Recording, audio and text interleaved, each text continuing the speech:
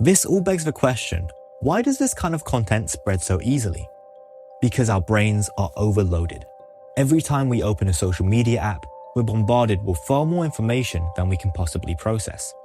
In this sea of content, we don't have the capacity to fact-check everything. Instead, we rely on emotional reactions, anger, fear, or shock, to help us decide what's worth paying attention to. Algorithms are designed to take advantage of this cognitive overload.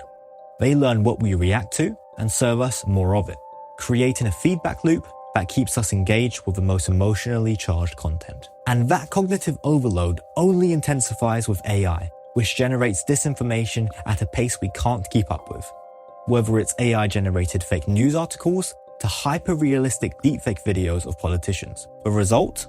Our cognitive capacity is stretched even thinner, leaving us even more vulnerable to believing and sharing misinformation. So what can we do about it? On an individual level, the most immediate action is to slow down. When something triggers a strong emotional reaction, whether it's anger, fear, or outrage, pause before reacting or sharing. That emotional rush is a sign that algorithms are doing their job. And it's important to ask yourself, is this information even credible? Check the source, verify it against other reliable outlets, and be skeptical of anything that seems too shocking or too perfectly aligned with your beliefs. But individual responsibility isn't enough. We also need broader institutional solutions.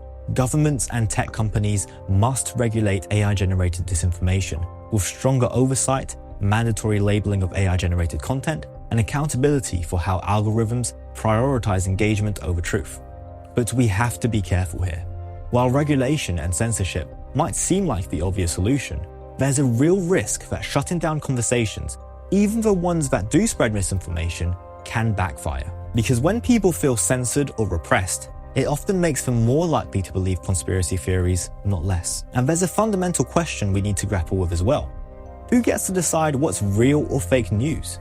Institutions and governments aren't neutral. They have their own interests and political agendas. History shows that the power to control information can be easily misused. Sometimes the best way to counter a bad idea isn't to silence it, but to engage with it, to have conversations where people can be reasoned out of believing falsehoods, rather than having those beliefs driven underground where they can fester and grow stronger. We live in an age where misinformation spreads rapidly.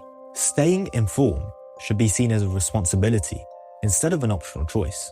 The truth might not always be the loudest voice, but it's the one we need to listen to the most. Thanks for watching.